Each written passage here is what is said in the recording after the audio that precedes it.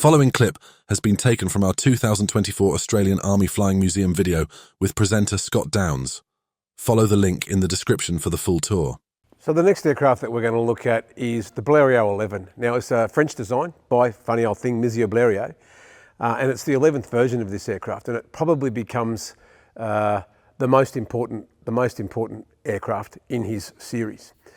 We bought two of them to replace the Deperdusins almost straight away. So by 1915, we're flying these aircraft at the Central Flying School. And they're used for that same job, the ab initio single-seat trainer. As you can see though, if you look behind me, it's still a wing warper. It's still using that same technology that the Deperdussin did. However, when Bleriot was designing this aircraft, he changed the control system, put some more levers inside there, gave it more mechanical advantage, so you didn't have to push as hard. So suddenly the aircraft was vastly more controllable. Now, like I said, we bought two. We ended up with three as one of the very rich grazier's sons who wanted to be an Australian Flying Corps pilot.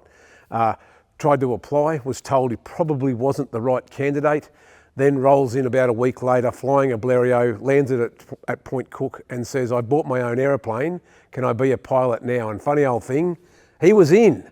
So kids out there in YouTube land, if you want to be a Royal Australian Air Force jet fighter pilot, you just need about a lazy $70 million, buy yourself an F-35 and you'll get a job.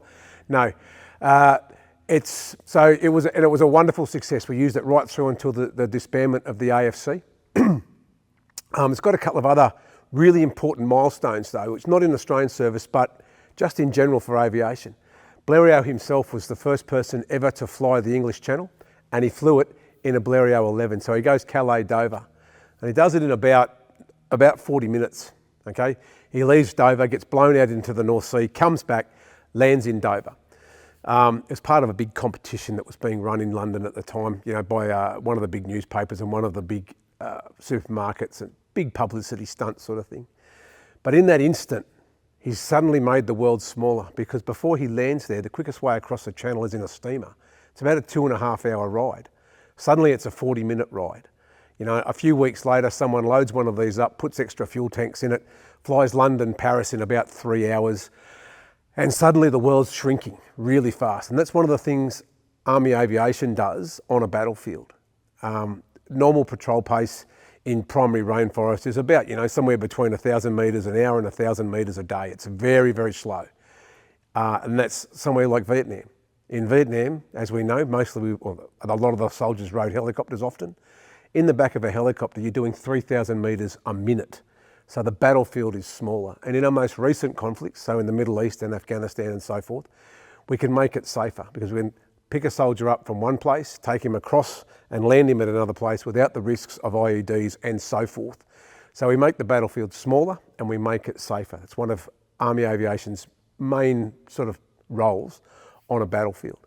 And the last thing is, this was the first aircraft ever used in offensive combat. The Italian Army took some of these down to Libya. They were fighting an insurgency against Bedouin tribesmen out in the desert. They were being tacitly supported by the Ottomans, but they were fighting this insurgency, and they were basically getting the bomb, the explosive projectile that comes out of an artillery gun, screwing a contact fuse into the end of it, sitting it on their laps, and as they found the Bedouins out in the desert, they'd literally flick past that bomb over the trailing edge of the wing, trying to land it on said Bedouins. So they were held up pretty much. They were going to be charged with war crimes by the International Criminal Court, the Hague. And in the end, they found no case to answer, but it's a point of divergence. It's 1911, and it's just before the big game kicks off in 1914. It's that moment in time where, you know, if aviation or aviators are suddenly charged, tried and executed by the International Criminal Court, maybe aviation withers on the vine and doesn't become the decisive battle implement that it does become in 1914, but it goes the other way and it blossoms and blooms and explodes. As we know, in 1914-18, aviation becomes the newest and most important military technology in the world.